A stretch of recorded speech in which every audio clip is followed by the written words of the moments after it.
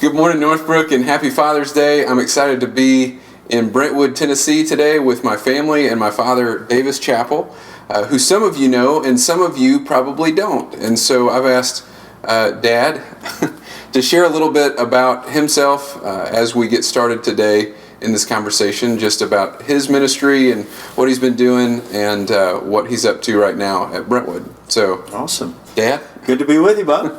Good to see you all. It's good to be with you all, too. I am really excited about having this conversation with Andrew. We're in our 38th year of ministry, about to start our 8th year in Brentwood, but we were about 31 years in the Atlanta area, and we were in Northbrook. We had the privilege of serving Northbrook between 1994 and 2001. And those 7 years, as we always say today, went by like 7 days. I mean, it was one of the best times that we can remember. Our kids were young, very young. In fact, I think Haley was maybe 9 months when we moved there, and Andrew was probably almost 4, 3.5 or so. And I still remember coming to Roswell in June of 1994, and those special years that we had with you all meant a lot to us. So we have been back in Nashville. I was raised in Nashville, Tennessee, as many of you know, and came to Atlanta in 1982 to be a student at the seminary at Emory University, and had such a great experience in a student appointment in North Georgia, in Gainesville, that decided to stay for a number of years, and thought we would be there till we retired, and then you know how that works. So about 7 years ago, we had the privilege of coming back home, for me, back home to Nashville, and we've loved being at Brentwood United Methodist. So, and Sherry and I are both very excited that we left you an upgrade in North Georgia, in Andrew, and we kind of live vicariously through him in his ministry there, hearing about some of the great things that are happening still at Northbrook Church. So it's good to be with you. It's good to have this conversation. Thanks, Dad. Sure. Quick question I wanted to ask. I found this, I've been looking around the house. There's tons of Northbrook stuff that we've still got. There's pictures that we took at Northbrook. And then I found this. It's a brick, I think, a little mini brick that says Northbrook UMC on it. And can you tell me a little bit about that? Oh, yeah. I remember that. We keep a lot of things that represent things that were important to us. And this brick, I believe it was in 97, I think, 1997, when we had the big tent out in the front yard at Northbrook on the property, and it might have been 96, it was 96 or 97, and I just remember that we had a big fundraiser. We'd been working on this idea of building a sanctuary, and this was what we gave away to people who gave a donation or made a contribution to the church, and so we kept this as a reminder, and it reminds us, I think, of when you drive by the sanctuary and you see the bricks, it might have been the same make of bricks or similar. So we remember that time. We raised a good amount of money during that time, and people just made these huge commitments of faith because they believed in the future of what was happening at Northbrook. The church was growing, as it is now, and so that the brick represents a memory to us of one of the most special times in our 38 years of ministry.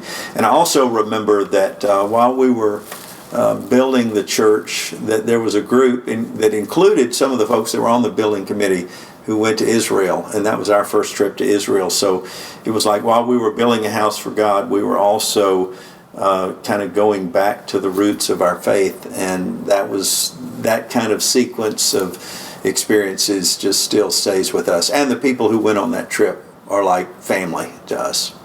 So that's what the brick means. It's interesting. Some of the same people on that trip that had been with you, and some of the same people who built this and who have, I'm sure, bricks like this are still there and are still family to me. Yeah. Somebody asked me what it's like to be at Northbrook a second time when you were there for single-digit years, and I was like, it's kind of weird having your babysitters in the congregation, but it's also it's so good to have family there, and to just immediately be home. And to be able to go back to the community where you went to preschool and elementary school, and I remember you calling that first couple of months, and you were struggling to call Mr. Nethling Bill, or Mr. Scott Gerald, or Mr. Derby Ken. It was difficult, or well, we always called Miss Betty, right? But yeah, it's different when you go back to people who kind of raised you, taught you, scolded you, whatever they did, and now they're more colleagues or partners in ministry. So it's kind of like you're reopening the wells that those who came before you started digging. Pretty cool. So when Lori asked me to come up here and do this little video interview with my dad, which didn't seem like a hard thing to do, she asked, I want to hear what you've learned from your dad, and I want to hear what your dad's learned from his dad, and just some things you've learned from each other, and things you've learned from your fathers. And, yeah, I'd love to hear that too. I was thinking about that on the way up here, some things I learned from my dad, and I think one of the things I've learned that stuck with me from you is the importance of just being able to sit with some questions. I remember in high school and in college and even in seminary, I'd come into your office and say about some theological concept or some new understanding of God, and I'd come into your office and say, this doesn't make sense, I give up. And you'd just sit there and say, okay, let's talk about it. That's fine, you can believe that or you can disagree with that, let's just talk about it. I think the importance of growing up, being able to doubt and to question and to develop my own faith. We had a faith that developed, I think, strongly within our family, but you also tried to instill within us a faith of our own. I also think that you instilled within us the importance of being able to not take yourself too seriously. Like, you gotta laugh. There have been some things happen in front of the Northbrook congregation that without that, what you instilled in me, I would have gone to pieces. These embarrassing moments that have happened, but in the moment I think, it's okay. Yeah, it's just, this is life. Well, there's so much material there, and I mean, if you can't laugh at yourself. I actually remember a retired minister who used to come to our church at Northbrook, who he was in his 80s, and I remember him saying to me one day, I was asking him what's it like, to be 80-something, 85 or whatever, and retired minister. And he said, well, I'll tell you what it's like. He said, I've developed a high tolerance for embarrassment. And I've never forgotten how he said that, because that is crucial to relationships and to leadership, really, is not taking yourself so seriously that when you make mistakes, you can't laugh at yourself. Because, I mean, everybody else is laughing at you, so you might as well laugh with them, right? I think Richard Rohr says he needs to undergo at least one good humiliation a day. Yeah, I mean, he actually said he prays for one humiliation every day. I've never gotten to the point where I needed to ask for it, because it just comes my way. So I remember one embarrassing moment I was preaching. I think I was actually a pastor at Northbrook, and I was preaching a sermon, and I kept mispronouncing one word all the way through the sermon, and I didn't realize I was doing it until after the service was over. Your mother was kind enough to let me know what I had done, and there's no taking it back now. But I didn't laugh for a few days. We can laugh now, but it was too early for a while. And so since that day, I tell you, it got me well, because I keep a thesaurus pretty handy with me. Is that the way you pronounce thesaurus? And a dictionary pretty handy, because I never want to be caught mispronouncing words if possible, any more than I do as a Southerner anyway. I want to ask you about your dad, who I have called Papa, Wallace Chappell. Who I believe the last time he preached was at Northbrook. That's right. When was that? That was, I believe that was 1997. And I remember that. It was in June on Father's Day. And I remember that because up until that day, we had had a practice over maybe 12, 14 years where every Father's Day, my dad would come and preach for me. Sherry and I would do music or something like that. But he would preach on Father's Day. And so that was really pretty special in our own family tradition. But I remember he had a stroke in 1993. And he had lost use of, he had to relearn everything. He had to relearn how to talk. He had to relearn how to walk. And so it was really tough on him, and his schedule was never the same after the stroke, but he had made a real comeback. And so he wanted to continue the tradition, so he came and preached. And it was a very special day. I remember the bishop was there. Bishop Davis was there that day. I didn't know he was coming. He came, and my dad preached. And there was one point in the service where he paused for, it must have been 5 seconds. It felt like an hour to me. And I realized that he was kind of lost for a second. And I can remember sitting in what is now your fellowship hall at Northbrook, and I was on the edge of my seat about to get up to help him complete that sermon when it came back to him. And he finished he finished really well. And that day, after lunch, he looked at me. I had made a promise to tell him when I thought it was time for him to call it quits from preaching, and I didn't have to. He said that day, "I think this would be a good day to finish up, don't you?" And I said, "I don't think you could finish any better than you did today." It was a marvelous day. So that also sort of, as far as our family, that cements a relationship with that church, because for me, my mentor was my father, who was my dearest friend and my ordaining elder. And I will always remember that church, your church, Northbrook, loved him too. And that was the last church that he was ever able to preach in with me and for me. And he's been gone for 16 years. It'll be 16 years in September he's been gone. I think the thing I appreciated so much about him personally, as well as in terms of his ministry, was he was the same person outside the pulpit that he was inside the pulpit. He had a deep sense of humility about him. He knew how to study. He was always working on a sermon. I mean, always working on a sermon. And he was always studying. He was always in the Scripture. And he had a deep love for people. And I can remember as a boy growing up, especially when he was at a large church in Nashville, that he would sort of bribe me into riding home with him. Like, we'll stop and get a gift or get something to eat, or we'll stop and get a snack or something, hang around and wait for me. And you know how it is. You're always the last to leave as a pastor. So I'd wait around for him, and we'd get in the car. And of course, not only would we get a treat, but we'd have to go by the hospital, or we'd have to go by a nursing home or something. And I would just sit and wait for him, and I didn't realize that I was kind of cutting my teeth on what would be my own vocation, watching him and watching the concern and care and love and humor that he had with other people. People loved him. And I still remember at his funeral, the place was packed, and somebody asked, "How many of you thought that Wallace Chappell was your best friend?" And there must have been 400 hands that went up. And my father would have said, "Yeah, exactly, that is my best friend," because he loved people really, really well. He loved God. He loved people really well. So he also knew how to weep with me, because I can remember early on in my ministry that I would face conflicts that, like, I'm 22 years old, I'm 23 years old, I'm 24 years old, dealing with some things that I really didn't know what to do in some of these situations.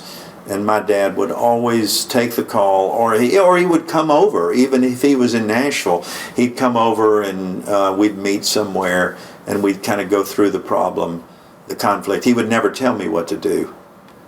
He would think through it with me and ask the right questions. I think that's the other great thing that dads can do, or mentors can do, is not give you all the answers as if they have them, but to help you look at the question. And that's what my father did with me too. So let's talk about the importance of fathers or mentors. Yeah. What is the importance of either of those things, especially kind of right now in our climate? Like, we've been looking at racial inequalities, we've been looking at a political divide for a long time. We're still in the midst of a pandemic. You know, we need good mentors, and we have them. I mean, I was reading the other day, like, for every deep sort of conflict that you see, there's a million good things that you would forget in the midst of that conflict. And I'm not trying to minimize what you're talking about. The inequalities are terribly unjust, and what we're seeing now is heartbreaking and potentially heart-shaping too, in terms of the changes that we need to make in our culture. But we deeply need mentors, and we need spiritual mentors, because like the issue of racial discord and the prejudice, racism that we see, it's a spiritual issue. And so we don't need to politicize it all the time. It's a theological issue.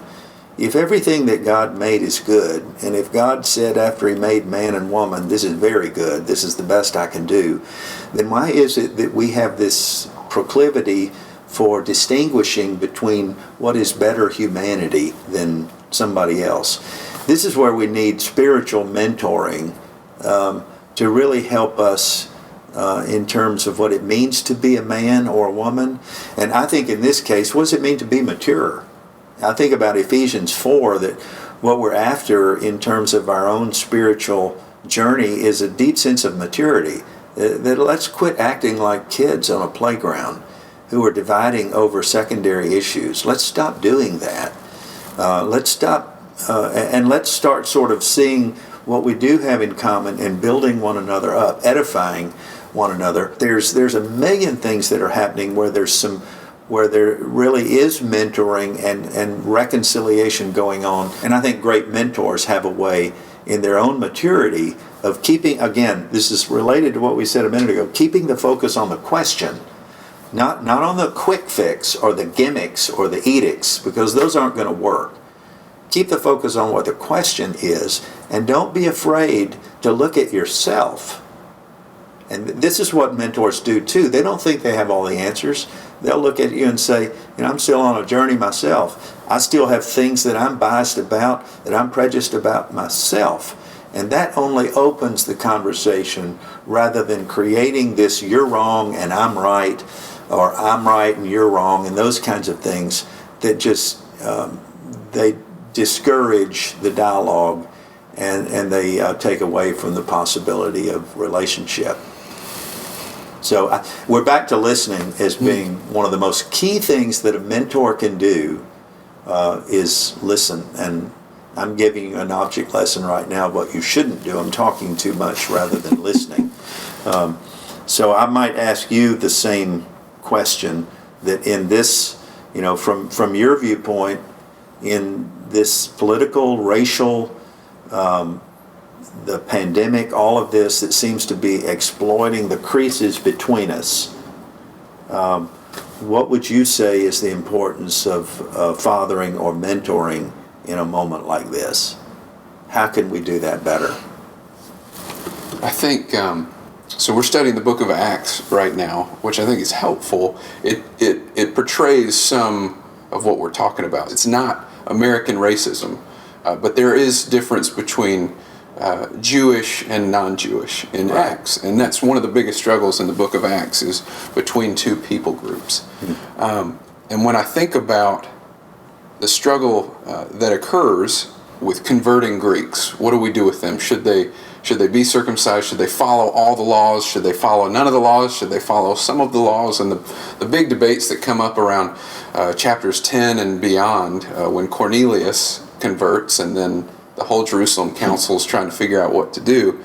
I think about my favorite character in the book of Acts, who is Barnabas, who from the beginning is this character who is always ushering in calm and listening. The only reason Paul ever made it into Jerusalem council to plead his case to become an apostle was because Barnabas told them, we should listen to this guy. Yeah. I think he's got potential. Yeah. And then Barnabas and Paul would go everywhere. And one of the key moments in the book of Acts is when Paul and Barnabas have a disagreement over John Mark. Mm-hmm. And Paul says he left us, he doesn't need to be a part of us anymore. Yeah. And Barnabas says, I think we should give him a second chance. And Paul doesn't realize that Barnabas already gave Paul a second chance. Yeah, that's right. And they split ways at that point. Yeah.